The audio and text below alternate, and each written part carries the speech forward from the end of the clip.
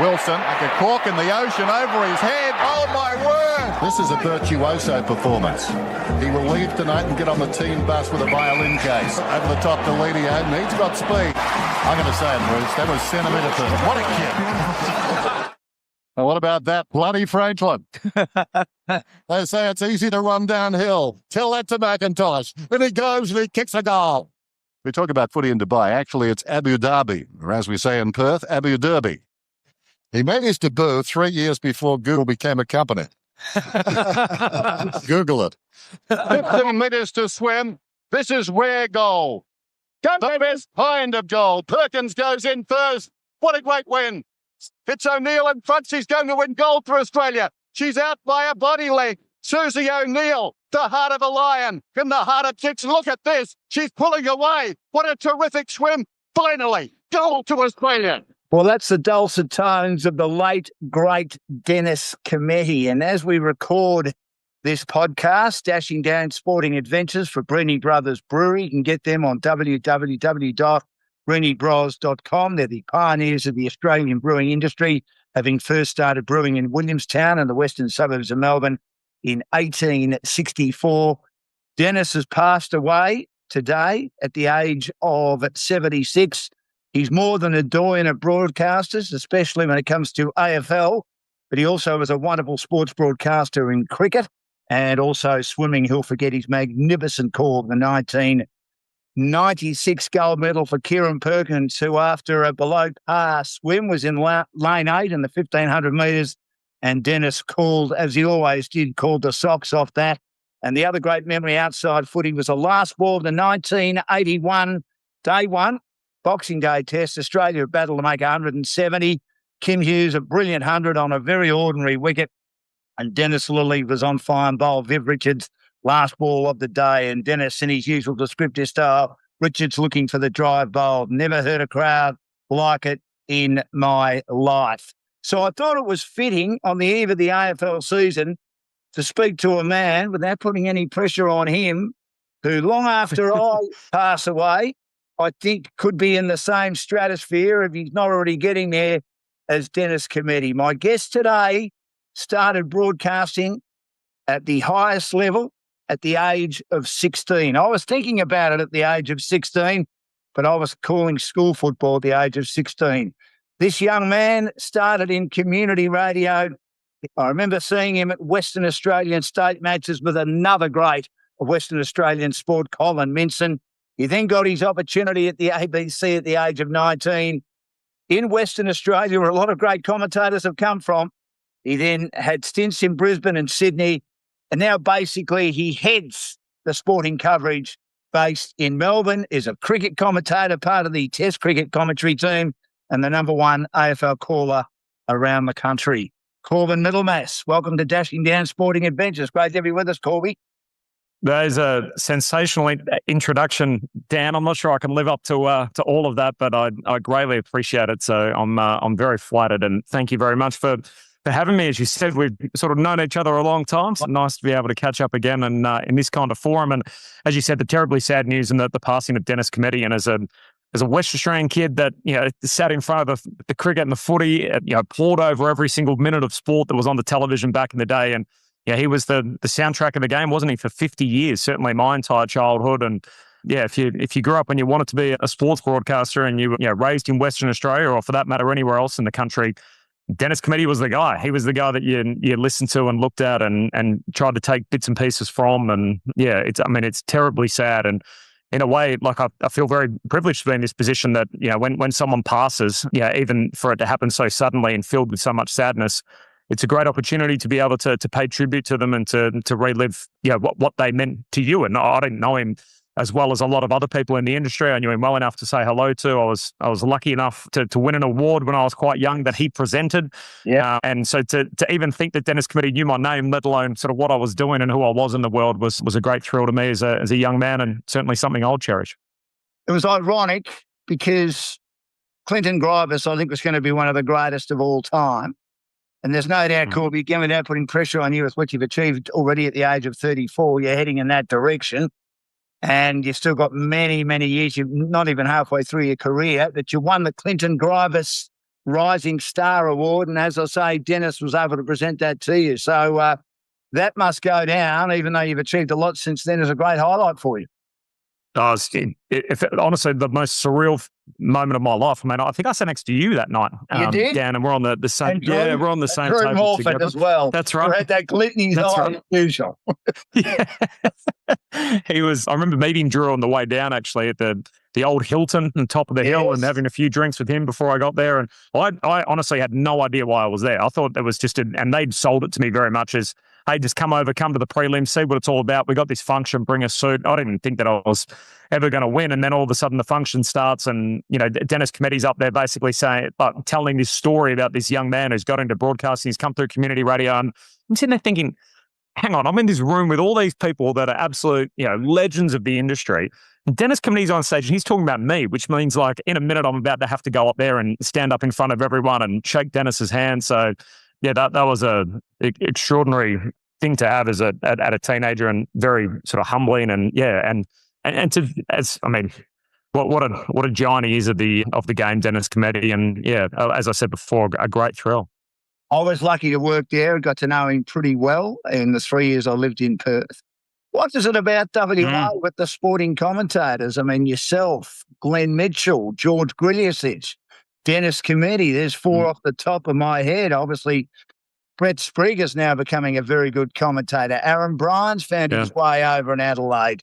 Your great mate, Ben Cameron. Obviously, Clint Wilden's had a pretty good career, even though he's from New South Wales, but they'll claim him over there. He's lived, I think, more than half his life. Some wonderful commentators that have gone on to be magnificent right around Australia and around the world. Yeah. Well, I think a lot of us, a lot of the lists you just mentioned there have sort of that corner office in common at the ABC, which was previously on Adelaide Terrace and is now obviously at Fielder Street. But I don't know, it sort of felt like, and you can attest to this, and probably everyone that come through, it was a bit of a tough school at times. It was very much, this is the way we do it. These are the basics. And yet I think that sort of held us all in good stead, going forward. And so I think that was really passed down, whether it was, George to Glenn and so on and so forth, and sort of through the eras of the ABC office, and obviously Clint now. But I think the thing I was always very thankful for, that it was, these are the must-haves, these are the parameters, and Quentin Hull refers to it as, the trunk of the tree, which are sort of not a bad way to put it. And then all the leaves and the branches is up to you. So you can color it in and you can do whatever you want, and you can sort of express it in the way you want to express it. But if you haven't got the absolute basic principles, you're in trouble. And basically, until you've got them down, you won't be doing it. So it was get your game up. And I think a lot of the time nowadays, it's, you can learn to call, or you can do all these things at, your local park, into a recorder on, different radio stations, wherever it turns out to be. So I wonder how that will play going forward. Whereas up until this point, I think the thing that Perth always had to its advantage too was the time difference. That it meant that there was always a pocket in the afternoon before there was 5 games on a Saturday, where there would be an early game, there'd be a break in the middle. Remember the 2 o'clock game would finish at 5 Eastern, and then there'd be a gap between 5 and 7:30 when the night game started. You'd call three quarters of the waffle, wouldn't you? You'd go and call the waffle, and so. Yeah. And that was a great grounding, and often that would be an opportunity for me, and then Brett and Clint back in the day, and so many people that came through there to be able to have the chance to call waffle footy, which when you're starting out calling statewide on the ABC is feels like and it is. It's an enormous audience, people on the tractors and messaging in and everything, and so it was almost the perfect breeding ground and the opportunity to be able to learn to make mistakes, to refine your craft before you got the opportunity in front of a national audience calling the AFL. So I felt like the time difference certainly helped in those early days. I mean, nowadays it's wall-to-wall footy, isn't it? The AFL have chucked a game in the middle and there's 5 games, and so maybe that will be watered down in years to come. But I always felt like that was a huge advantage for us in WA. I think too, streaming. I'm heavily involved, as you know, in local footy. The Mornington Peninsula Football Netball League's a great comp, and there are a few other comps that do streaming, not only in Melbourne, but right around Victoria, and they put them on their various websites. I think that helps finding new commentators as well. I mean, I'm not going to say you were lucky, you've had the talent, but do you think there are some youngsters nowadays that are in too much of a hurry to get there? I mean, I was certainly the same. Like I was always straddling the line between ambition and impatience. And it was always that sort of like, trying to be a little ambitious without being too impatient as I worked my way through it. And so I can understand that. I mean, everyone, they want to have it now. And I was, I think you do need a certain amount of luck. Like one, you need to be in the right position at the right time and be ready to go. But you also need, a door to open here and there. And, there's some opportunities in my career that I took. There's others that I probably let slide by at different stages. And so I sort of feel like, it all panned out in the end for me. And I'm very thankful for doing what I'm doing now. But you certainly need to have a little bit of luck along the way. And when that opportunity presents, you need to be ready to go. And that's what it was always sort of drummed into me. And I was lucky enough that, when the phone rang to get more opportunities in Perth, I was ready because I had experience at community radio, which, that's absolutely invaluable. So when, Rowena Edwards back in the day went, up to the Northern Territory and they needed someone in Perth, I was available. When Glenn left, I was available and able to work straight away. When Alistair Nicholson left Brisbane, they wanted someone to go there. I felt like I was ready to take on a new challenge and go to Brisbane. So yeah, it's one, you've got to be ready, but you need that opportunity at the right time as well. And I agree with you. I think that the streaming is sort of the old school community radio in a way, isn't it? That it's kind of that's your opportunity to be able to call sport. And now that every game's streamed and get the opportunity to have a soundtrack on it, I think back in the day, very few people got opportunities, on television style commentary or two pictures. And everyone seemed to have experience with radio because there was much more opportunities at community level or whatever it turned out to be. Maybe we'll see the next generation almost the other way around, that lots of people have called streaming and called to pictures, and maybe less and less people over time are used to sort of audio commentary. Great to have Corbin Middlemas with us, one of the great commentators. He's with the ABC, and we're here for Dashing Down Sporting Adventures and Brenny Brothers Brewery. They produce a range of easy drinking mainstream beers.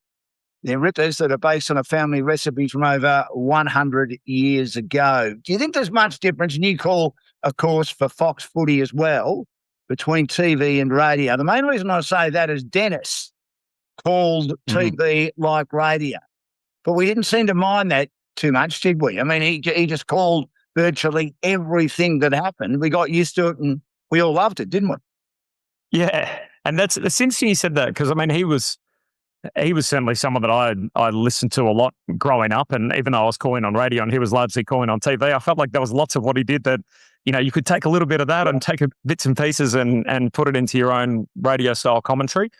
Yeah, I think there's a place for it. I think I feel like it sort of goes through different waves. And I think one of the great things about Dennis Cometti is, you sit back and you look in his career, and a day like this, certainly it shows up again that he was like universally loved. And think about in the modern age of social media about, how people feel about, the TV commentary. And as you said, now that sort of I'm in that world, you experience it from time to time, and sort of people are hot about sort of what they want from their commentators and what they don't want. And sort of the feedback can come, pretty strong at different times for various callers in the game. And so to think that there was one guy that was almost universally loved, like I don't remember sort of anyone ever saying, you know what, I can't cop that Dennis Cometti. I don't understand how he calls the game, for example. That no one ever said that. And so to have him sort of so universally loved in an age where, I don't know, it feels like everybody's unhappy with the TV commentators all the time. So it's a tough gig, and you got to have a pretty thick skin at times. And yet Dennis had an unbelievable ability to really, he was so good at what he did that, there was very few that weren't Dennis Cometti fans. You mentioned social media. I was going to bring this up a little bit later, but we'll deal with it now. How tough is it? And you've worked with Kelly Underwood for a long while. You worked with her on television as well as radio. Lauren Borden's making her way. Jess, of course, is going great guns with Triple M after starting at the ABC. And even Joe Wooten, who's at SEN. Do you think the social media keyboard warriors are a bit hard on them? Yeah, absolutely. Yeah, I think it's a very difficult craft, as you know, Dan. Like it's sort of it's so if you talk for long enough, even if say you're people that listen to this that aren't broadcasters, for example, if you're just having a chat with a friend, with zero pressure on getting everything right or whatever it turns out to be, it'd be amazing when you think in conversation when you're recalling names or whatever you're doing. Yeah, how many times, you mean something, but you say the wrong name, for example. And that happens to all of us, I think, in life when you talk long enough. And yet I feel like, if I was to do that, for example, on air, there would be, a certain portion of the audience that would just turn the other way and say, oh, well, we knew what he meant. He got the wrong name. Whereas it feels like, that it's certainly different for someone like Kelly, for example. If that same mistake was made, she's probably not getting the same slack that I'm getting. And there's a whole lot of reasons we can peel the layers back as to, why that happens, for example. So yeah, absolutely. I do. I think it's very tough. I think it's in, I think anyone that does it at any kind of level, I have a lot of appreciation for, because I think once you do it, you realize how difficult the craft is to be able to perfect and to repeat time and time again. So yeah, I agree with you. Did you cope, if you don't mind me asking, with her comment about Cal? his team? Yeah, you were close to that, obviously. Yeah. Because she may have spoken to you about it. Those not close to it. Yeah. And we're talking again of the punters who've never done it in their life before. Gee, they were brutal.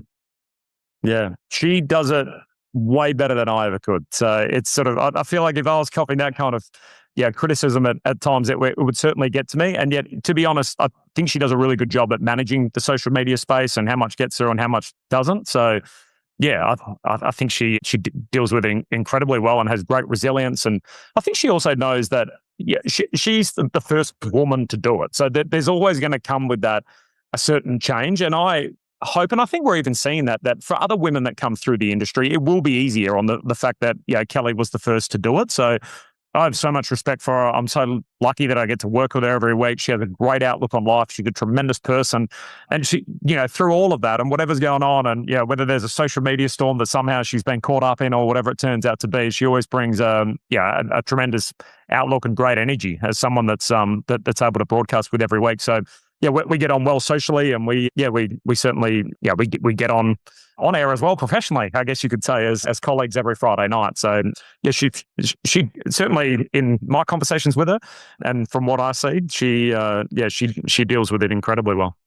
Is it a brutal industry, Corbin? I mean, there's a lot of people, I reckon, maybe I'm a bit cynical now in my old age, at the age of 57, that those that want to get into it, they'll see a carcass, again, with the greatest respect, the way I say this, and they'll just battle hard. And if they're going to push you out of the way, they'll push you out of the way. I mean, look, you're so good at what you do, you're probably a little bit immune from that, but there are those that are solid at best, all vying for the one spot in many ways, aren't they? And it can get tough.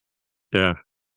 It's a zero-sum game, isn't it? That you sort of say you've got 20 broadcasters and there's a grand final and there's only 2 seats, then all of a sudden the math doesn't work. So someone's going to have to miss out. And, often it's not because, someone that misses out calls poorly or whatever it turns out to be. So that, and I think what part of it is we take it so seriously. So for average people that, probably listen on the street, they think, oh, these guys are so lucky they get to roll up, sit behind the glass, best seat in the house and call games. And we are. But also I think we put a lot of pressure on ourselves to make sure that, we do a good job. We find the right words to be able to match, the moment that happens. And so, I mean, it's a profession at the end of the day. But I think the industry is probably hard on itself at times too. Whereas I think as much as we can, if we can, steer into the reason why we're doing it, why essentially, you want to be a sports broadcaster. And I think for most of us, it comes from the fact that, we love the game. We're fans first. We wanted to be part of it. And so once you get to a certain age and you realize, hey, I'm not going to be a professional, footballer or cricketer or whatever it turns out to be, what's the next best thing and the way that I can stay involved in the game. So I think that trying to keep that fun in the commentary box as much as we can is certainly something that we try and do. We sit next to Triple M. They got a lot of guys in and around our age. So they certainly have fun when they're at the footy. And so I think that's part of it, is trying to make sure that we keep as much of that in it as we can, because it is fun. It's a great job. It's the best thing to do in the world, to be able to go and watch world-class athletes every day, run around and do what they got to do. And I think if we're having a good time, hopefully that translates, and people that are listening on the radio or watching on the television are enjoying it too. But you think at times there are those in the industry that are a bit too serious. I think there's a lot of journos out there that are way too serious and way too intense and just see it as basically be all and end all. But there's a lot more to life than broadcasting sport, even though we love it, isn't it? And it's not brain surgery, as people have told me, and that I've told young people since then.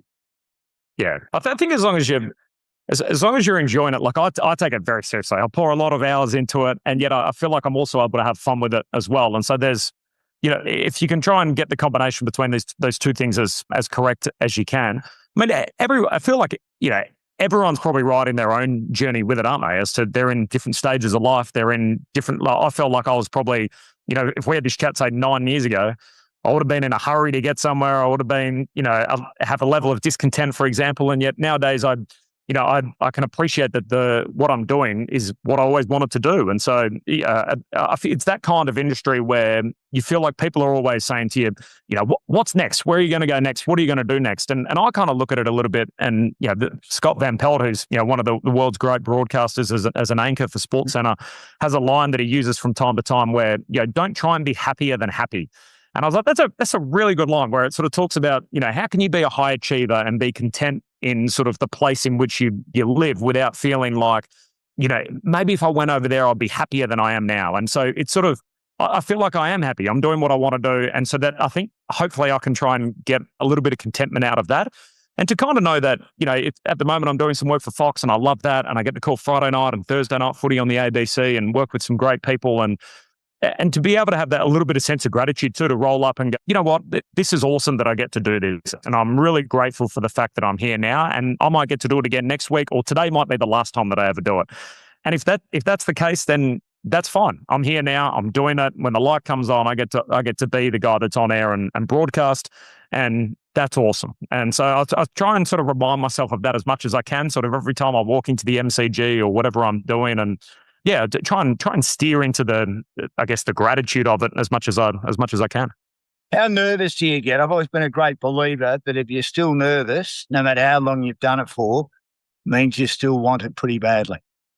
Yeah, no, definitely. It's sort of, I think the nerve levels sort of change depending on, I was about to say depends on what you're doing, but that's not necessarily the case, is it? It feels like it doesn't matter if you're calling a preseason game or you're doing a grand final or whatever it turns out to be. There's always that nervous energy before you go on air. So, I mean, I think that's where, I'm always someone that I probably over prepare for a lot of the stuff that I do. And I feel like a lot of the ABC broadcasters kind of have that in common. And a lot of broadcasters generally. I mean, even you look across the network, it's very rare that someone rolls up and, hasn't done the work. Everyone's got, notes and notes that they've brought with them or whatever it turns out to be. And I think that's the thing that always tries to comfort me that, if nothing else, I've given myself the best chance to be able to broadcast the game. And, as you know, Dan, sometimes it doesn't always go the way you want it to go. And I've, certainly experienced that, but you can kind of look back at the end of the day and go, well, I gave myself every chance. I did all the prep that I usually always do. And some days it goes better than others, but there's always that nervous energy before you start. And I'm with you. I think that's generally a good thing.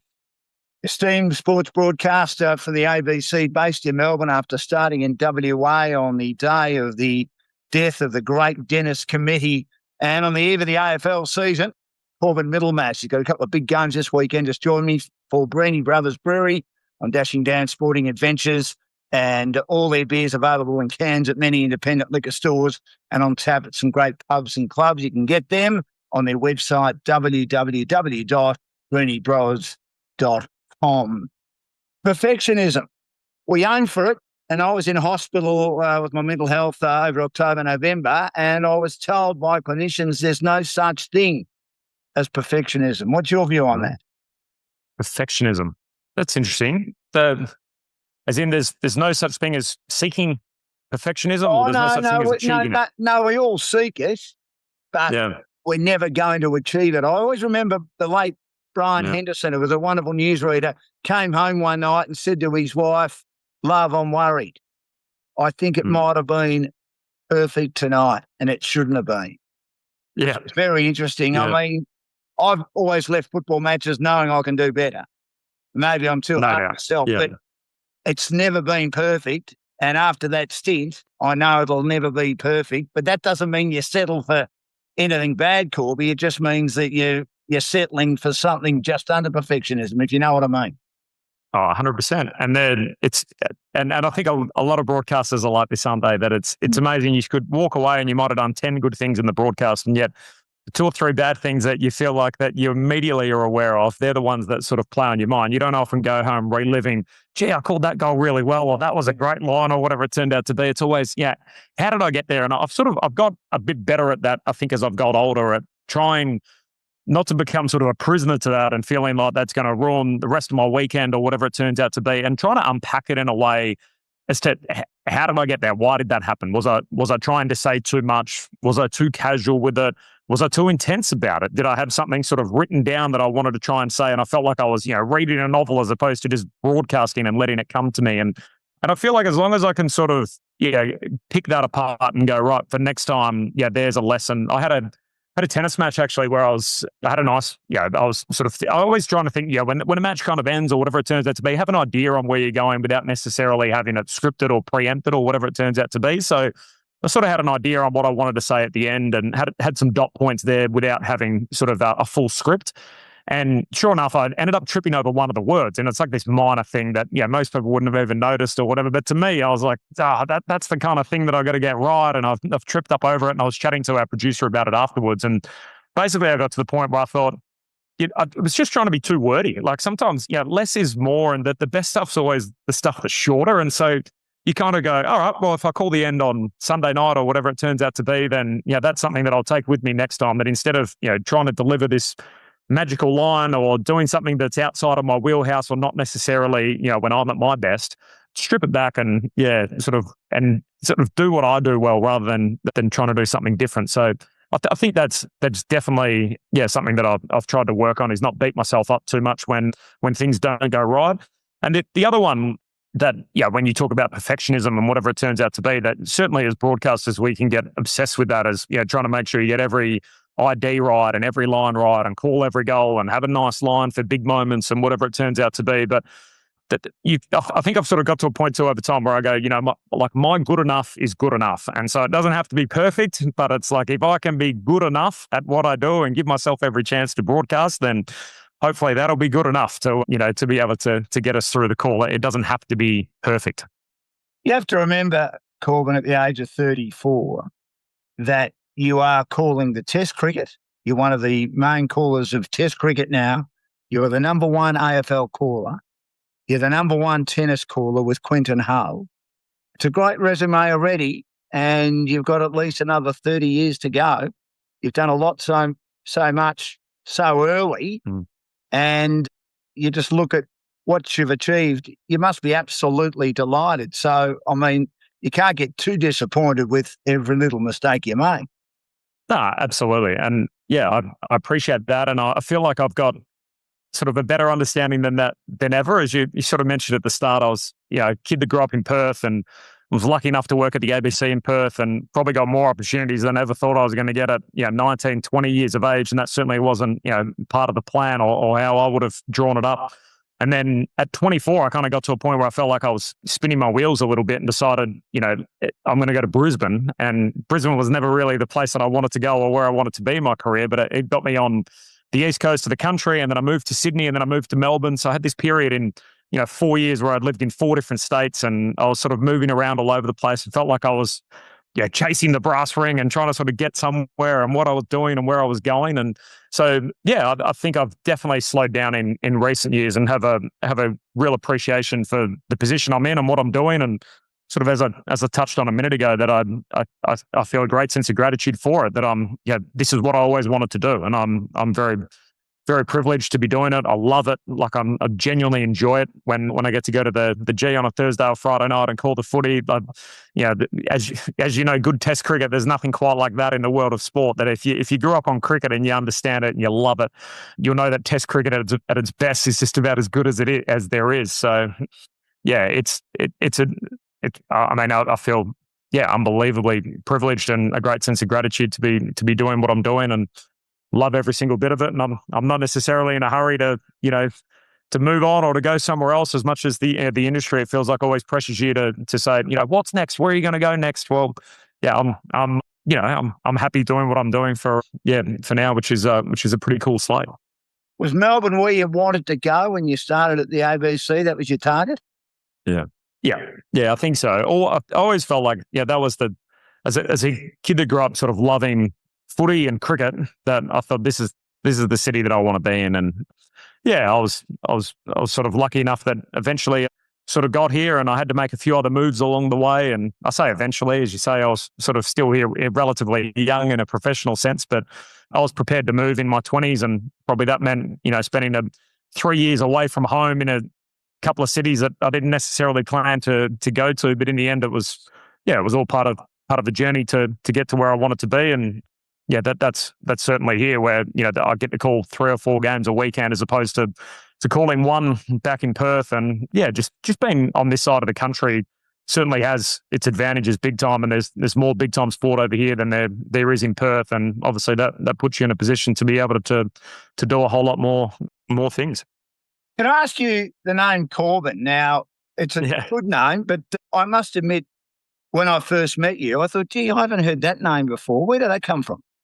So my parents were a big fan of the show L.A. Law. I don't know if you remember L.A. Law. Oh, yes. Corbin Bernstein was one of the actors, wasn't he? Yes. That's it. Yep. So Corbin Bernstein was the actor on L.A. Law, and I think my mum was a big fan of him, and certainly a fan of his name. So as a result, that's how I ended up being Corbin.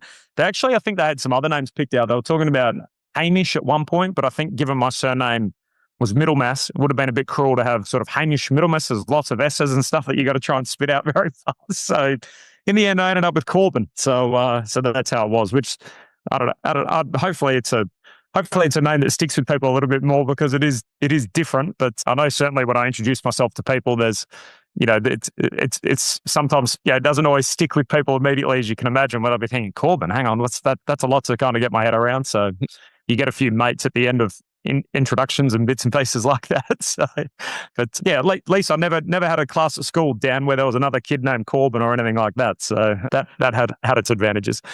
Now, you mentioned earlier you lived in Brisbane and you lived in Sydney for a little while. Did you become a better person, you think, moving away so young and living in those big cities before you came to Melbourne? Not only did it help your broadcasting, got to call other sports, got to call, obviously, a bit of rugby league and union, but as a person living in those cities, how much did that help you? 100%. Yeah. I needed to get out of Perth. Like I was at that, which is weird because it was almost like there was somewhere in my brain or my gut that was telling me that that's what I needed to do. And yet, if you'd asked me at that stage, why are you leaving to go to Brisbane? I wouldn't have said, because I need to get out of Perth or whatever it turns out to be. But I felt like, I was lucky enough to be doing a whole lot of stuff at the ABC at 19, 20 years of age. And then, I was instead of being in uni, I'm basically, working there as a full-time sports broadcaster, calling footy and cricket and whatever else is going on. And then I found, 4 or 5 years' time, I was essentially doing the same thing. And I probably wasn't the best version of myself on a whole lot of fronts at that particular stage. And there was a lot of stuff going on in my life that was really good. Like I just bought an apartment. I was living with my best mate at the time. We were having a whole lot of fun. And so it was one of those sort of exercises where, when I think it was Justin Holforth who was in charge at the time, basically came to me and said, hey, we've got this job going in Brisbane. And I always thought the next call I was going to get was someone to say, do you want to go to Sydney? Given the fact the Swans and the Giants were now in, that there was no full-time caller there to call footy. And then when they sort of offered Brisbane, I thought, I don't want to go to Brisbane. I'll go to Sydney. Sydney's like a big city. There's so many other things that I can do. Whereas for someone that wants to get to Melbourne eventually, I didn't really understand where Brisbane was going to fit into the grand scheme of things. And so I sort of went back and tested that with them and thought, maybe I could go to Sydney instead. And that was, very quickly met with jobs in Brisbane. If you want it, here it is. If you don't want it, don't worry about it. I was like, okay, so that's very much the response from them was, it's there. Otherwise, sort of stay where you are. And so did the whole exercise of, get the butcher's paper out and here's the pros and here's the cons and whether I should go or whether I should stay in Perth. And I ended up calling this basketball game with Alan Black, and it was in New Zealand. And Alan Black, for people that aren't aware, was this tremendous coach in NBL basketball and former player. And we're sitting in this hotel room and I was explaining to him essentially, hey, I've got this option between going and not, and these are all the pros and these are the cons, and all the sheets telling me I should stay because I've all my friends are here and my family's here and got this great place that I've just moved into and everything else. And he essentially said, look, the best advice I ever got along the way is just follow your gut. Whatever your gut's telling you to do that. And if nothing else, you'll be able to look back on it in 10 years' time if it doesn't work out or whatever it turns out to be and say, oh, well, I followed my gut at the time. My gut was telling me to go and to do this. And so, basically that's, you'll be able to live with that. You'll be able to live with the fact that, hey, I followed my instincts at the time and that's why I decided to go. And so the fact that there was very few pros to go to Brisbane and there was lots of pros to stay in Perth, I decided for some reason my gut was telling me to go. And as a result, I went and basically packed up at 24 years of age and headed to a city where I didn't really know too many people and calling largely a game that was calling rugby league as well as calling Aussie rules. And remembering the Aussie rules I was calling was the Suns and the Lions, who were 17th and 18th at that particular stage in the competition. So it wasn't as if I was going there calling high level footy. And that was probably a bit of a risk. And I probably spent most of the 9 to 10 months when I was away trying to get to the next port. And I looking back on it in retrospect, I should have just enjoyed it for what it was. It's a great, new city, being able to go and check out different things. But I felt like I spent most of the time, poring over my craft, trying to get out of there, trying to get onto the next stop. And I go back to Brisbane now as when I go for work or whatever it turns out to be, and I love it. And yet when I lived there, it was basically just a stop on the road that I wanted to, I was in a hurry to get to the next place. Do you regret that you maybe didn't sit back a bit more and smell the roses? Yeah. Yep. I mean, absolutely. But you never know at the time, do you? Like, it's one of those things where, like, if someone said to me, hey, you're going to leave Perth and in 3 years you're going to get to Melbourne, and in between you're going to have 1 year in Brisbane and 2 years in Sydney, you'd think, this is like a holiday. Like, how good is this? I'm in this other city. I've got time to check out and go and do everything. And basically, but at the time, you don't know that. Like, I could still be in Brisbane now, for example, and living my whole life there and whatever it turns out to be. Or, it's sort of, you never necessarily know where the next stop's going to be. So, and I was a young guy as well. So I probably felt like there was, what if I end up here forever? What if this is it? And I just end up in Brisbane and I got to try and start a whole life here or whatever it turns out to be. And whereas by the time I think I went to Sydney, I thought, right, this could be a bit more of a short-term thing. I was also living with someone. I was living with a good mate of mine, and his partner came over, and so the three of us were in this share house together, and so it's a different vibe again. So instead of kind of being by yourself, you're with like other people and friends of yours, and so I probably enjoyed Sydney from a living perspective a little bit more than Brisbane. What about Melbourne? You love Melbourne? Love it. Yeah, it's great. So when I first moved to Melbourne, it was January of 2019, and it's been a minute now. So, and I sort of you mentioned Ben Cameron earlier, who's a good friend of mine, and he previously worked for Croc Media and struck up a friendship with Mitch Cleary, of course, the chief footy reporter for Channel 7 nowadays.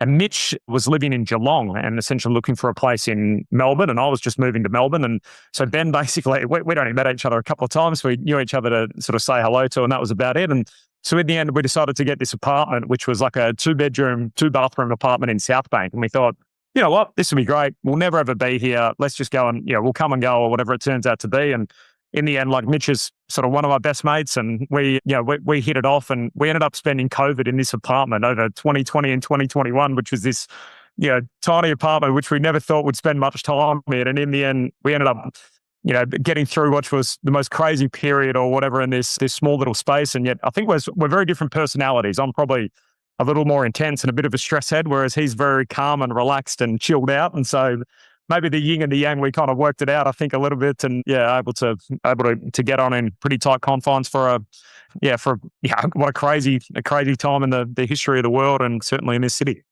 Certainly was. Corbin Middlemas, one of the great sports commentators based in Melbourne with the ABC, is my guest on Dashing Dan Sporting Adventures. You can hear all the episodes on Spotify and all other relevant social media platforms. Breeny Brothers Brewery is our sponsor. Great to have them on board. Justin and also James and the team, www.breenybros.com. Australian-owned family business, profits stay in Australia as opposed to many top-selling beer brands that are foreign-owned. You've got a good relationship with people, with experts. You mentioned Alan Black, great man, met Alan many times. You get on well, obviously, with Brett Delidio. In fact, you get on well with all your experts.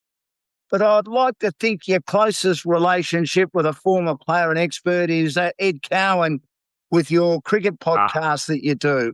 Why do you guys get on so well? I would have thought, with the greatest respect, different characters again. Yeah, I think maybe that's it. Like, maybe that's it, that we offer sort of something different. But that's grown over a period of time. I remember my first ever test match I did with Ed, and I had days at the end of the day's play where I thought, this guy's the best analyst I've ever worked with. And then I had other days where I come off air and I thought, I can't work with this guy. Like, I can't deal with him whatsoever. Why? And at first, I didn't know how to take him. I think because he was, he would sort of needle me, and sort of at that time, I probably took myself a bit too seriously. Like, I was, as we sort of spoke about earlier, I was in a little bit of a hurry. I probably was a little not as relaxed or as comfortable in my own skin at that particular stage. And so I think he knew that. And so he was a very intelligent guy. So I think he sort of respected me enough as a broadcaster. And so he sort of thought, I like this guy, what he brings to the party, but I'm going to loosen him up a bit and try and sort of needle him here and there. And so that frustrated me at the start. But yeah, over time, I think when you work, you know what it's like, when you work so closely with someone, and particularly in that, like it's I have a lot of respect for him and what he brings. Like, he's such a sharp cricket mind. And so in my role as largely the sports guy that, sits on the couch and, loves sport or whatever it turns out to be, and you get to run these theories and questions past someone that's been out there in the middle and is able to articulate so well, what it's like to be a professional cricketer and what's going on in the world. And he's got such sharp business acumen, and he sits on a board and everything else. I thought this guy's like the perfect running mate to be able to have someone to talk about cricket with twice a week. And when you spend that much time together, you end up discovering a bit more about each other's lives and whatever it turns out to be. And so, that friendship certainly grown as time's gone on. And yeah, it's I probably haven't considered it as much until I've been asked about it. But you're right, we are sort of different people. I was sort of blue collar kid, grew up in the southern suburbs of Perth, and he's sort of come from a different background as a former sports person that's obviously now a leader in the business world. But yeah, he's got a beautiful daughter who's I think about 13 years of age, Romy, and his partner Ginny, and I've been lucky to spend time with them over the years and catch up and have dinner when we're in Sydney from time to time. So yeah, that's sort of this beautiful sort of professional relationship that's certainly developed into a friendship outside of work as well. Being in the industry, both of us, you hear about, you read about the dynamics in the Australian cricket team and in the dressing room. And I got to know Ed with another ex-colleague of ours, the great Peter Newlands. We did a show called Cow Corner, and we had Ed on quite a bit. It's one of Peter's favourite players. I always felt that he was a square peg in a round hole in the Australian cricket team, but a bit unfairly. Do you get that impression even now?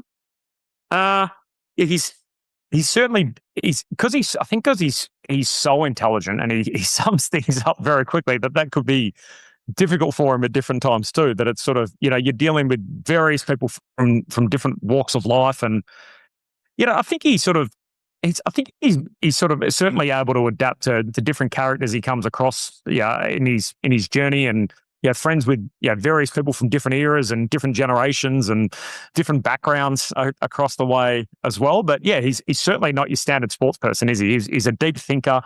I'm sure he would have been the type of person that would have consumed probably a lot more press than maybe other sports people do, or that would prefer to stay away from it. But I think even him in his career, for example, I think he would be someone that would be able to, turn around at the end of his career. And as much as, he's always very self-deprecating and talks down what he achieved and everything else, like he got everything out of himself as a cricketer to be able to play on the level that he did. And I think that would come with a certain contentment at the end of his career, where he could say, look, I might not have been, the most naturally gifted or whatever it turns out to be across my course of my career, but gee, I applied myself over a long period, and in the end I was able to play for Australia and score a Test 100 and be in the team for a couple of years, and and sort of work his way through that kind of difficult period in Australian cricket, and play as long as he did, and ultimately live his sporting dream.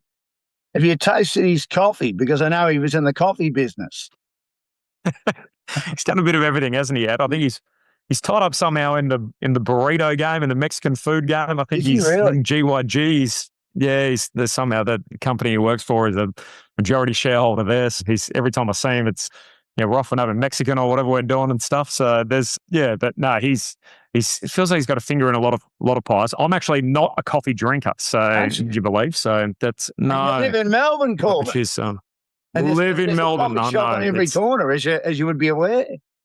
Yeah, it disgusts a lot of my colleagues. I'm sort of, as a result, I drink way too much, like Dr. Pepper or Pepsi Max or Coke Zero or anything like that. That's got caffeine in it. That's basically my source of caffeine. So, which I know is equally, or probably not as good for me as if I was just a coffee drinker. I shouldn't just get on board. But I don't like the taste for whatever reason. Never have. Whether it's coffee flavored lollies or ice cream or anything. Not a fan. So not a coffee drinker. Mine has to have plenty of milk in it. That's why I like my lattes. Can I ask you about your preparation? I don't think there's anyone who does it better. We learned from the great Glenn Mitchell, who used to say, Daniel, you might use 5% of what you've got here, but just prepare as best you possibly can. Now, you've got 2 games of footy. Sometimes you might have 3 or 4, and you say you're doing an inordinate amount of preparation. How do you find the time, and how do you sort of work out, well, I've got this game tomorrow, this game the next day? You try and stay ahead of the game a bit? More recently than I ever have. So in the past, I would, Thursday night teams would come out, I'd power through them, write down, and I handwrite a lot of my notes. So to be, try and punch out 3 games or whatever it turns out to be. But given I'm often calling Thursday nights now and sort of juggling the TV and the radio commitments, I'll often try and get a bit of a head start, even if it's, last week's game, for example, and particularly for my Friday and Saturday game. Just try and write down the 22 from the week before and sort of get a bit of a head start on that. And then at least when I come home on a Thursday night, I don't know how you went, but I always found it, I find it difficult to go to bed straight away anyway. So you might walk in the door at 11:30. And so I'll often then, say add a couple of, add the names that have been added, the emergencies or changes or whatever it turns out to be for my Friday and Saturday game, and add them to the notes. And then sort of do that late on a Thursday night. So then I feel like by the time I've woken up on Friday morning, I've kind of got Friday's game already prepped, Saturday's game prepped. We put lots of time and effort into things like our studio shows nowadays too. So I feel like even Friday, for example, we spent a lot of that, talking about what we're going to discuss on AFL Saturday and our talk show on Saturday afternoon. And then obviously if I'm doing a Fox game on Sunday, it's I'm trying to do that slightly differently than perhaps what I would do the radio call. I think it probably lends itself to a few more anecdotes or whatever it turns out to be to support the pictures or support the player. Whereas radio is so descriptive and the pace that it moves at. Whereas on TV, I probably don't have to be as descriptive, and there might be the odd thing here or there that might lead to a conversation or prompt a conversation with the expert or whatever it turns out to be. So I'll try and collate some of that stuff as the week progresses and eventually scribble it down, and away we go on Sunday. So yeah, I mean, I think it helps. I generally have a bit of a system. So I'll have a checklist and say, right, these are the things that I feel like I need to include in my notes. And generally that gives me a pretty good outline and a place to start. I was a massive learner of the numbers, then fill the dots in and fill the spaces in after that. Do you learn your numbers off by heart? I used to do that. I'm terrible with numbers, to be honest. Numbers is probably the one thing that I don't generally look at as much. I reckon even as a kid, like when I was 15, 16, I would have been better with the numbers than I am now. So I generally call a lot from appearance as opposed to numbers. So yeah, I'll try and sort of generally, pick a feature or pick a body part or whatever it turns out to be, and try and use that as opposed to specific numbers, just in case the guys turning the wrong way or whatever it turns out to be. And so I certainly write them all down, but whether they stick the same way is another thing. And I'm sort of trying to pick something visually, I think, from the player as much as his number, to try and whether it's a haircut or boots or certain running gait or whatever it turns out to be, as a way to try and identify them as quickly as I can. You talked earlier about COVID, and for the first time in a long time, the ABC didn't do the Olympic Games, which were meant to be 2020, which were 2021. How tough was that for all the broadcasters? It was a different management at the time. It was a different board at the time. Did you think that was going to be it for the Olympic Games with the ABC? Definitely. Yeah, definitely. I was lucky enough to work on the Rio coverage from back here. So we were in Sydney in a truck. I think we had a bit of a hybrid coverage. We sent 3 or 4, and then everyone else sort of was back here. And so that was my first taste of it. I then got the opportunity to work 2018, the Gold Coast Games, and that was a bit weird too. I think I did basically the entire tournament from the broadcast center, which was on the Gold Coast, and it felt like I could have been in any city in the world. Like it didn't really feel like I barely got out to an event. Sort of everything I did was kind of in there.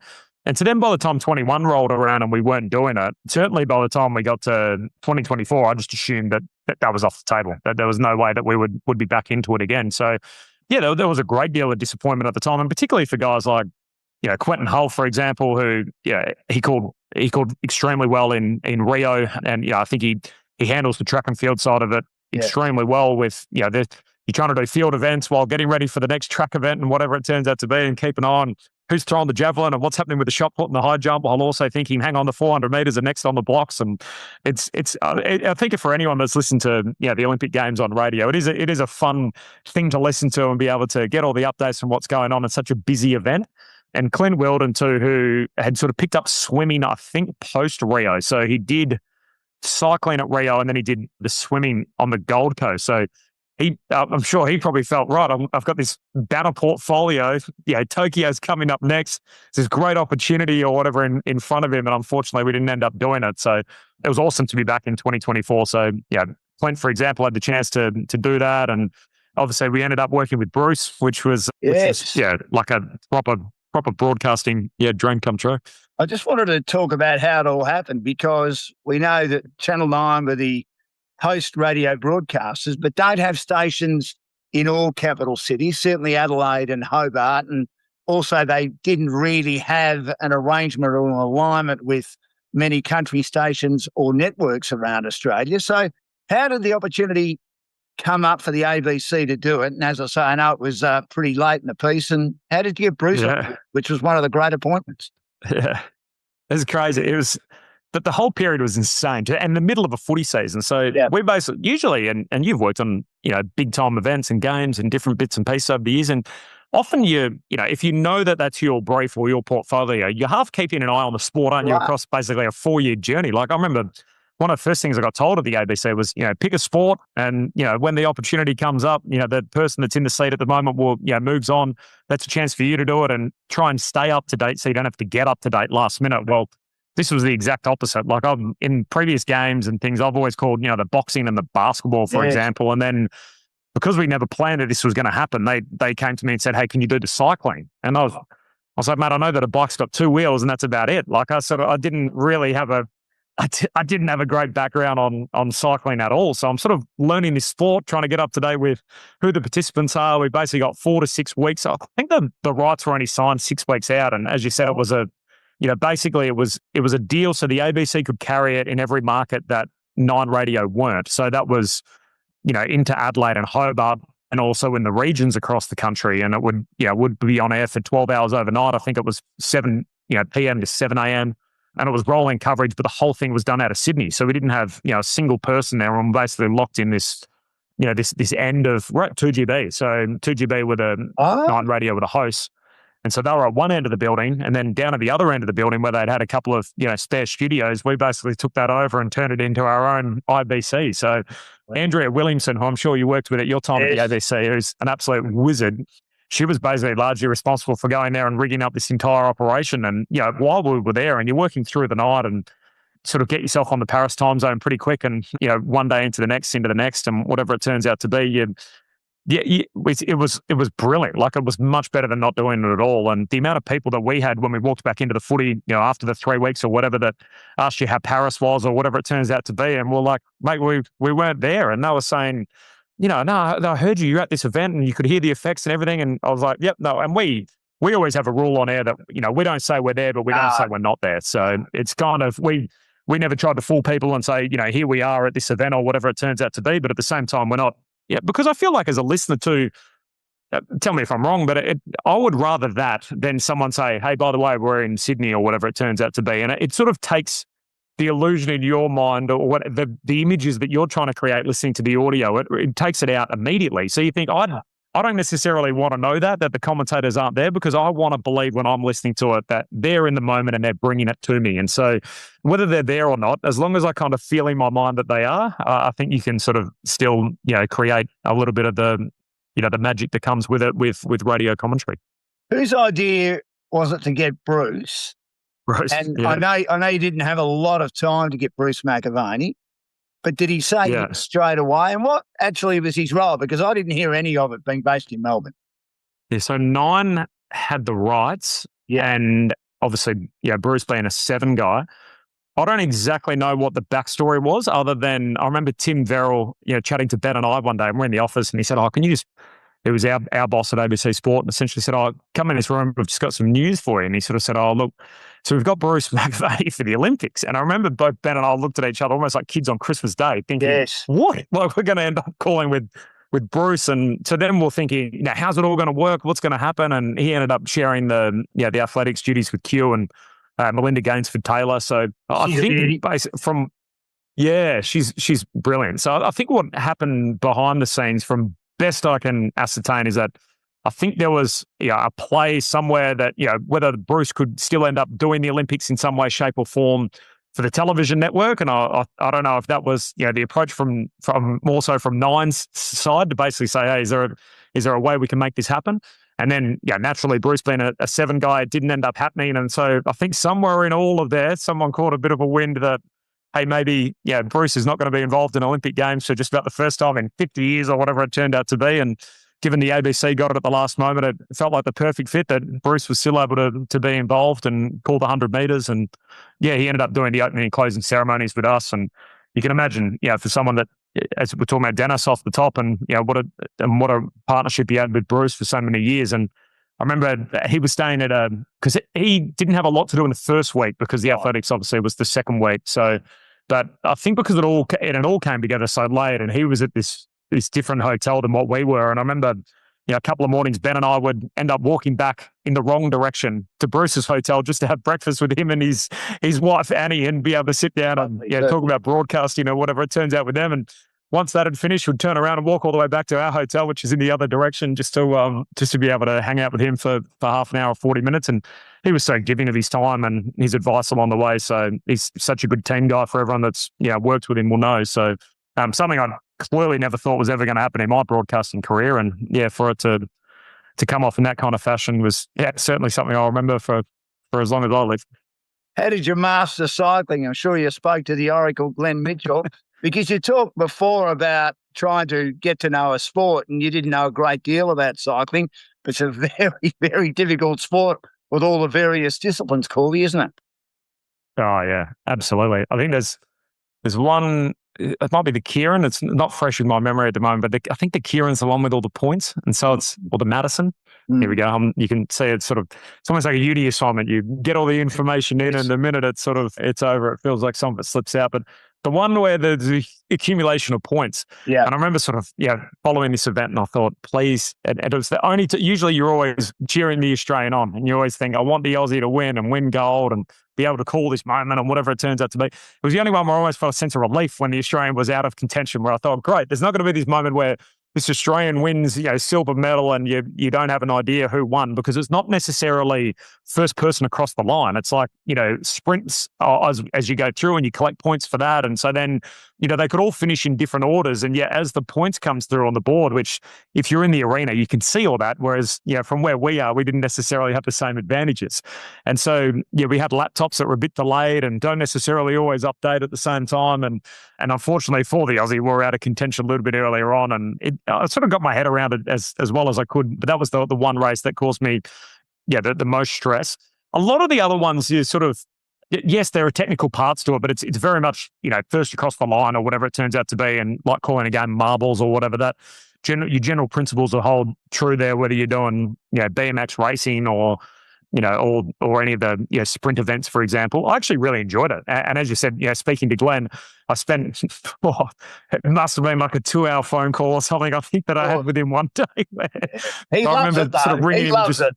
Yeah. I was peppering him with questions, and I think by the end of it, he was like, mate, you'll be right. And I'm like, hang on, there's one more thing, and what's happening there? So I felt for him that he was on the end of a near bashing for me about every element of the sport. But yeah, I think at the end, and as we sort of spoke about earlier, you're always hard on yourself when you cover these things or whatever it turned out to be. But it did feel almost like a sense of accomplishment where you thought, this is cool. This is this thing that I never knew anything about, 6 weeks ago or whatever. And I was able to get to a certain level that I was able to broadcast it. And we won the team pursuit and the men's. And I think on one of the very first days of the tournament, Grace Brown won gold in the road race and on the time trial. So I was covering that. And the thing that probably helped me more than anything is, unlike Glenn and unlike so many of our broadcasters back in the day, I had an expert the whole time alongside me and Brad McGee. So it felt like sort of any time something went wrong or there was an area where I thought, is there some kind of technicality here? He was able to come in and knew the sport back to front, and sort of whatever he didn't know about broadcasting, I was able to cover for him, and whatever I didn't know about cycling, he was able to cover for me. So I think between the two of us, we got through it. You've got to have a lot of confidence. You have a lot of self-confidence, but you're not arrogant. How hard is it to separate the two? Yeah, that's interesting. That's an interesting observation. I try and I think I have a really good support network. Like I have good friends, and I sort of feel like I pick my friends very carefully when I was younger, and I sort of always kept pretty good company, and I feel like my friends probably keep me pretty honest too. And sort of if I'm getting ahead of myself, I think that'd be pretty quick to whack me into place pretty quickly. So I think that certainly helps. Yeah, in that sense, I think the confidence thing too is like you.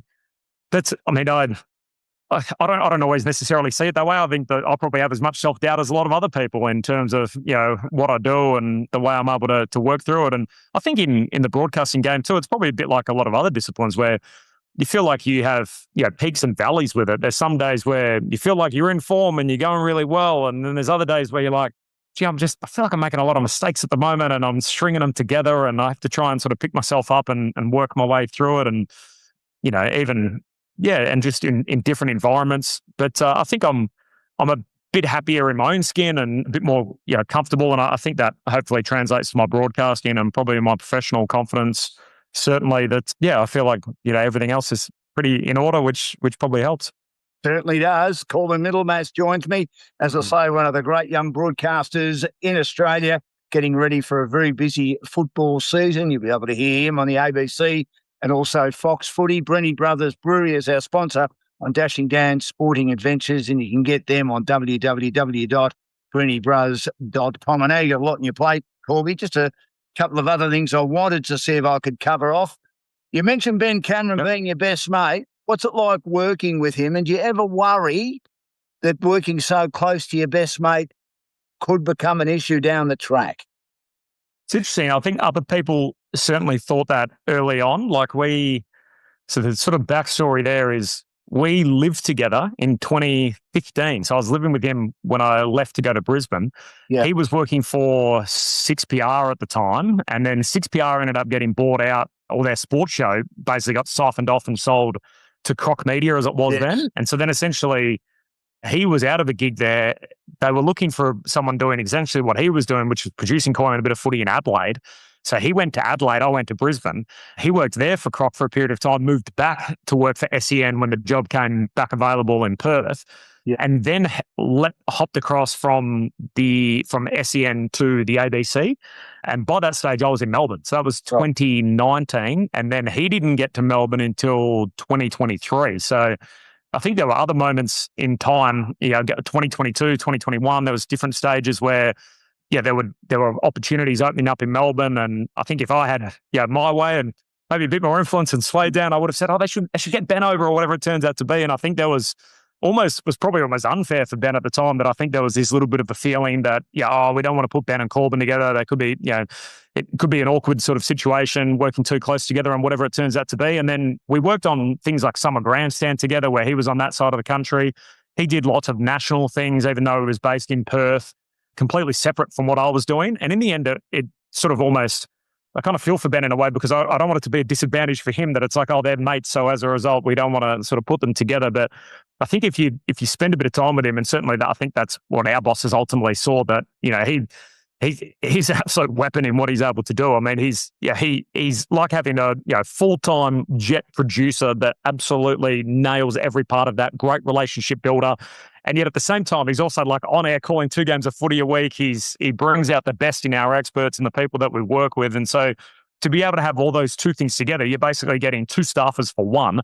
He EPs our test cricket coverage and was doing that, before I joined it on a full-time basis. So he was, traveling around the country working with various people, and Jim Maxwell, who, Jim loves working with Ben, and they have a great rapport. So there's sort of various things where, I was in this first and then Ben joins, or, Ben does that separate to me, or then we work on certain things together. And we've generally got some pretty good results, I think, to show for it, which probably helps. Our AFL Saturday show is probably rated as well as it has in many years. We won an award for that last year, which we work on together. We're on the Test cricket coverage now together, and we had a reasonable success by various metrics over the last summer that went by. So I think we have a healthy relationship, but we certainly don't let each other off. I think if you're in the office with us, where we can sort of we offer some pretty direct feedback to each other at different times, and I think we have a healthy sort of professional relationship, as well as the fact that we're also mates outside of work.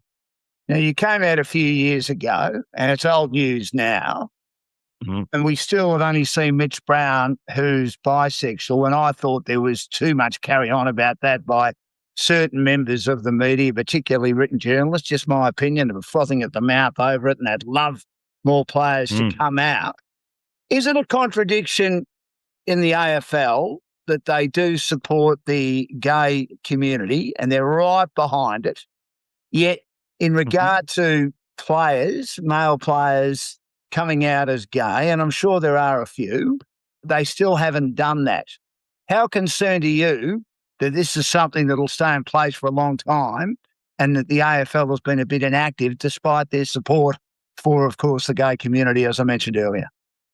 Yeah, and it's so difficult because there were things last year where you thought, gee, that could have been handled better. And we saw, players getting sanctioned for on-field slurs and everything else. I think the one thing I would say about this administration, who have copped a lot of criticism, and some they deserve, some I think might be, some they don't.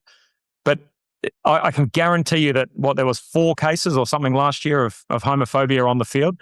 I guarantee you it didn't go from 0 to 4. So it was clearly happening previous to that. It was happening under various other administrations, and no one wanted to know anything about it until now. And so in a way, I kind of feel like, well, at least they're doing something. And I always talk about, the perfect's the enemy of the good. It's not perfect, but it's certainly more good, for lack of a better term, than what it was in the past. That they are educating the players more now. That and hopefully, as you sort of talk about it, it's one of those things where I think people sometimes, and I've spoken about this on Offsiders and various other shows, that I think people see, the rainbow flag sometimes, and they sort of feel like it's got this sort of political undertone, and it's kind of, that they roll their eyes somewhat at, the way that it's presented. I think you can strip it all back, like strip it right back to the very core of what it is. And I think it's at the end of the day, it's a mental health crisis. Like, but people that are LGBT, young people, are 5 or 6 times more likely to contemplate suicide than their straight friends. And so, if that was any other group of people, what would we think about that? And you think, whether that's, so we said, hey, people with red hair are 5 or 6 times more likely, or, people with, thick eyebrows, or whatever it turns out to be, and that was the percentages. You think, gee, we got to do something about that. What should we do about it? It's like, well, as an absolute starting point, I'm not asking you to sign up for anything else or whatever it turns out to be, but can we just have a think about some of the language, for example, that we're using, whether it's around sporting clubs or things that are casual? And don't get me wrong, I understand that part of this has been part of our vocab and our lexicon for such a long period of time that people aren't using it necessarily in a way that it's intended. But I guarantee you, as someone that is closeted and someone that's gay, they hear it the same way. So I know you don't necessarily mean it, for people out there that are throwing the terms around flippantly or whatever it turns out to be. But I just think if we can sub a couple of those terms out for something else, we're going to be so much further down the road than we ever have been. And we have come a long way, and we're continuing to hopefully make ground in that area. But certainly when I talk about it, and as you said, it's old news now. It sort of came out a long time ago, and every now and then, people will, when an issue comes up or whatever, I saw when one comment or whatever it turns out to be on the post about me said something about, Corbin and his LGBT agenda. And I kind of feel a little bit like, mate, the only time I've ever mentioned it is when I'm either asked about it, when something like a Rankin story comes up or whatever it turns out to be. And other than that, I haven't said anything about it since I originally came out back in 2018. So that is probably my only hope for the game and for the industry, that I feel like if we can do that, which feels relatively minor, and I think for most everyday Australians, that all that's doing is bringing the workplace of Australian rules football in order with every other workplace in society. It's not a huge sacrifice to try and make. It's going to make the environment immediately, sort of overnight, much easier for the next gay or queer kid that walks into a dressing room. Were you nervous to come out, or you just thought, well, that's me, now's time? Yeah, I probably should have done it earlier, to be honest. I sort of, I mentioned, I think I sort of first told I first told Ben, actually. We were talking about Ben before when I was 23 and we were living together at the time. And to be honest, one of the major reasons why I didn't was part professionally, that I was, as you sort of spoke about, there was, there was a big push on at the time, probably less so nowadays in the world and whatever it turns out to be. And I sort of felt a little bit like I wanted to establish myself in my profession, and what it turned out to be, I didn't want it to be perceived for whatever reason that, hey, this guy's the gay broadcaster, and as a result, he's getting a push, and we're trying to elevate him, or we're trying to move him into a prominent position, or whatever it turns out to be. So part of me was like, I always thought, one day I'll talk about it and it'll come up, and it just kind of establish myself a little bit in, what I do, without that feeling like that's the only thing people know about me, without being like, oh, he's just the gay broadcaster, as opposed to, no, he commentates sports. We know who he is. And, he's also gay. And, that's not the most interesting thing about him. But what it does do is it, hopefully it offers, an example, or a person that people can point to and say, oh, that's interesting. There's that guy, he's gay. So, for some kid, for whatever, that feels like he can't see himself in the industry in whatever area it turns out to be, that at least there's one other person there that, that they kind of feel like, oh, well, that guy's got that in common with me. And so that feels like, this is an industry that I can work in, and whether it's, the game of Australian rules football more broadly, or the media professional, or whatever, that's, that doesn't stop you from doing what you want to do. Because there's lots of female athletes in this country involved in elite sporting teams, and they're gay. And of course, they do promote in a big way the LGBT setup. But we don't bat an eyelid about that, Corbin, do we? Yeah. And I think that all rolls back to, stereotyping, hasn't it been for our entire lifetime, where, if I was to say to you when you were young, when I was young, for example, what's a stereotypical gay woman? What's a stereotypical gay man? Well, you would say, well, a gay woman is masculine and a gay man is, effeminate, for example. And that's, the old stereotype. So one plays more into, a locker room culture of sport and whatever it turns out to be.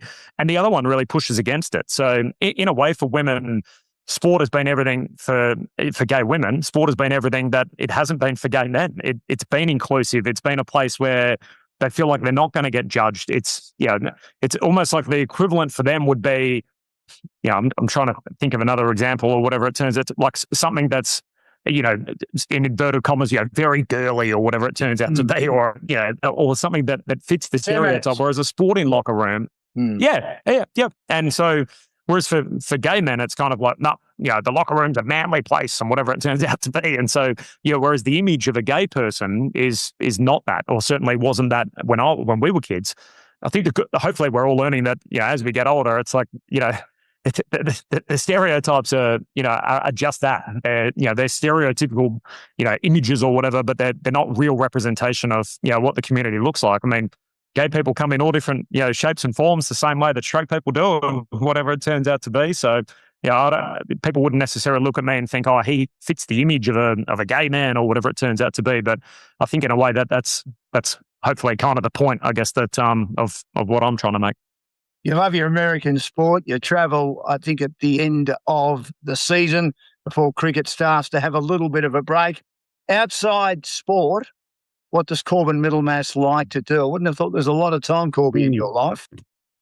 No, there's not really at the moment. I mean, I think that's why I love American sport as much as I do, because I'm so lucky that I get to cover sport where, if I wasn't working in it, I'd be watching it anyway. I'd be talking to my mates about it, or whatever it turns out to be. And that's the beauty of it. So America, but it also does feel like, because you do it professionally, your fandom for it maybe comes back half a peg, or whatever it turns out to be. So, you're like, on a Thursday night and a Friday night and a Saturday, for example, I'm going to call the footy for the ABC, and it's the greatest job in the world.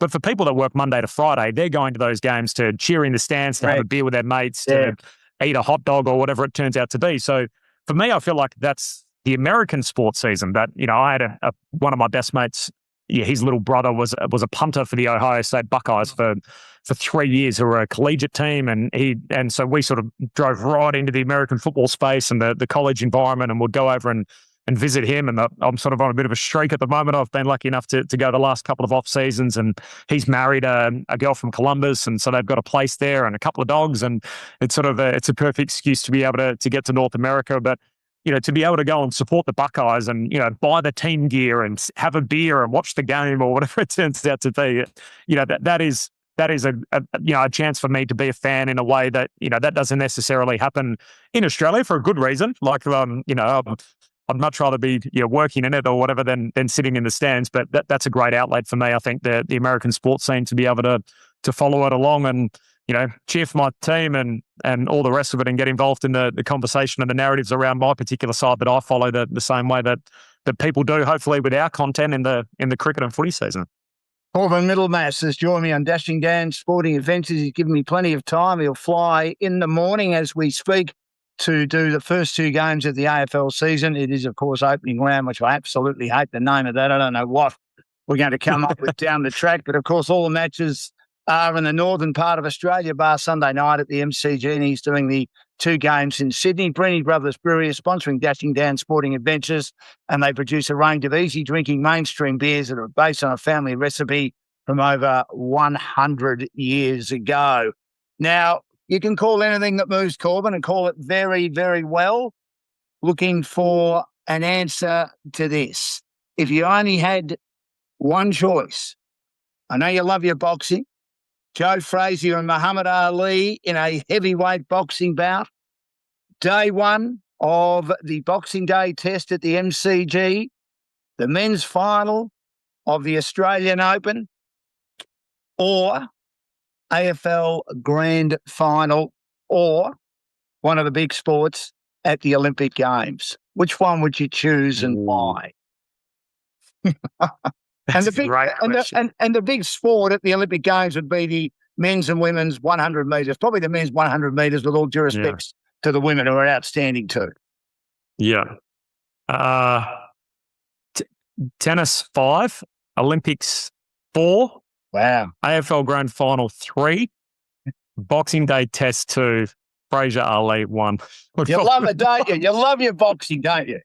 But I think that also comes with the fact, like, this is, like, again, this just reinforces how lucky I am to do what I do. That, I'm lucky enough that I've done an AFL Grand Final and I've done a Boxing Day test. I think my love for boxing too is probably, again, comes from that fandom, that it's like, I don't get to do it every day. So, I'm very lucky that Fox have taken me on and allowed me to sort of do some fights in recent times, and I get to go and work with Ben Damon, who's a good friend of mine, and just to be able to sit ringside with him, and I'll call the undercard, and then he'll come and call the main fights, and he's forgotten more about it than I know, Ben. So but to be able to sit there at these big time events and whatever it turns out to be is awesome.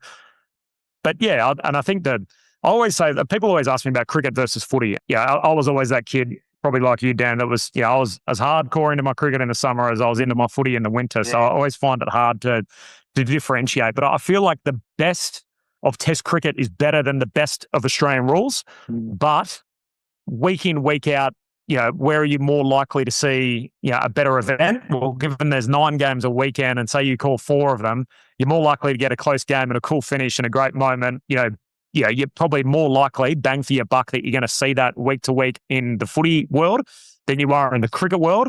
But when the cricket's really good, there's nothing quite like it. Like, it's the top of the cricket beats the top of the footy. But week in, week out, I think the footy's probably a bit more reliable as giving you something to work with as a broadcaster. As long as we don't have too many 2-day tests, of which we had 2 of them in the recent Ashes series. Before I let you go, who wins the flag and why? Considering we're about to start another long AFL season, which, as I said earlier, in my humble opinion, is way too long. Yeah. Very boring, but I'm on Brisbane like everyone else. I think they're in this very unusual position that they're hunting a 4th consecutive grand final and a 3rd straight flag, and yet their list isn't aging. Like, you think about what Lee Matthews' team was like when they're going into 2004, and it was probably obvious in retrospect, and yet at the time it felt like it was right there for them, that they had a bunch of guys that had sort of crested the hill that were on the way down. You look at Brisbane's team and you're like, there's all these guys that are still coming into their physical prime, and they're right there even at this particular stage. And I mean, that they've defended a flag, so they've shown that they know how to do it. I think their best is still better than anyone, and if they're in reasonable health come September, I think they'll be pretty hard to stop. Who do you have on top? I think Brisbane, it's been interesting over the last 2 years, and that they've battled a bit, haven't they, in the finals. Should never have beaten GWS, and of course they lost the first final badly last year. but they just found a way when they had to find a way to get their way through. So I think they'd be hoping that they'd make it a little bit easier for them in the home and away season. If they do that, it'll be daylight between them and the rest. And I'm not sure who'll finish second at this stage. Maybe Fremantle, Geelong are always there.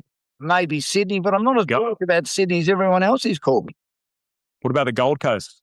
Oh, the Gold Coast will be up there, I think. But they've lost those players who are very handy as far as their depth is concerned. Ainsworth, Butterick, Fiorini, Flanders. So I think they're players they'll miss if they get some injuries. But I think the Gold Coast will be thereabouts. And I expect, for what it's worth, GWS to slip because of all the injuries they've got, including Tom Green for the season. But look, I get it wrong. I couldn't tip my hat, Corbin. That's why we love it, correct? Correct. That's a good part of this year that none of us are wrong at this stage either. So that's always the beauty of it. I think it'll be a tough year for the Victorian teams. I think the Vic sides have done really well for a long period of time, but I wouldn't be. I had a few of those teams you mentioned. I think I had Lions on top, Suns, Dockers, Swans. I think I had the Swans. So I didn't have the Victorian team in my top four on my prediction, but I'm it's same as you, Dan. It's like whatever that's worth at the end of the day. That's just my view on it. What about my Dogs? Top end, good, but the rest falls away, doesn't it? One of my best mates here in Melbourne is a hardcore Western Bulldogs fan. His name's Brock. I'm sure he'd probably listen to this, to be honest. So shout out to Brock if he's still with us on the back end. He lives not far from Wetton Oval, so he's as sort of Footscray as it gets. But yeah, I don't know. It feels like he's only sort of semi-optimistic as opposed to being uber positive on his Bulldogs at this stage of the year. I think that they'll be. I mean, it's so hard to miss now, isn't it? I mean, you got to be to say you're not going to make the 8 means you're one of the 8 worst teams in the competition. And you think if that includes, West Coast, Richmond, North, Essendon, Carlton. So there's Melbourne. So you can basically say there's 5 or 6 I think teams. Port Adelaide will slip. So I've got Port Adelaide in, but just because, again, it's a 10-team competition. And the only reason I like Port Adelaide is their first 4 games, I don't think they play a warm body. So I'm sort of thinking, if they get to 4-0 and then they only need to win 6 of their next 19, and you think 6 out of 19, they can go 6-13 after their first 4 and still make it. Like I think 2 years ago, 10-12 got your 10th spot. So yeah, it could be it could be sort of hold your nose on a few of those teams sort of sneaking into 9th and 10th on the table. So I think the Dogs will be there, but not sort of top 4 good, but maybe in that next run. You'd want to have it like Sydney last year. They won 12 and lost 11. You're hoping that the top 10 all won more than they lost. That would be disappointing if we bring the wild card in. You have a team that wins, let's say, 10 and 13. That just wouldn't work. Yeah. I literally did this exercise yesterday. So the perfect timing to segue to this. Yeah. So in the 18-team era, which is now 14 years as a sample size, 4 times 10th has had a winning record. 5 times they've been exactly even. So they've been, 12 and 12, 11 and a draw or whatever it turns out to be. And 5 times they've had a losing record. So it's almost, perfect, one of each or whatever. But the last 2 years, 10th has had a winning record. So if you look at it, pessimistically, you could say, well, only twice in the first 12 years of this system has 10th had a winning record. As of all those other years, they've been, even or worse. So recent form's good for 10th, but historically not as great. And you could argue, well, maybe only recent form's good because there's been so many wins to be had because the bottom end's been so bad because the Eagles have been a 1 and 2 win team or whatever the last couple of years. So hopefully if they get a few more wins, that'll help the bottom, but it also might mean 10th spot. You might get a losing record and still finish 10th. I am not surprised that you were able to do that stat for me, Corbin Middlemas, because too much time on my hands, Dan. Along with other strengths, that is certainly one of your strengths, your stats and your preparation. It's been a great pleasure having you on for Brenny Brothers Brewery for Dashing Dan Sporting Adventures. You can get all my podcasts on Spotify and various other social media platforms. Brenny Brothers, James and Justin, it's a family-owned business. They've been going since 1864. They produce easy-drinking mainstream beers that are based on a family recipe from over 100 years ago, available in cans at many independent liquor stores and on tap at some great pubs and clubs. As mentioned, an Australian-owned family business, profits stay in Australia, as opposed to many top-selling beer brands that are foreign-owned. Congratulations on what you've achieved so far. It's always great catching up. We've worked a lot together. We've always gone on well. It's always a pleasure to speak to you. I wish you all the best for the AFL season ahead. And thanks for joining us on Dashing Dan's Sporting Adventures on a sad day where we lost one of the all-time greats of sports broadcasters in Dennis Cometti, born in 1949. He's died in 2026 at the age of 76. Sympathies to his family. May he rest in peace.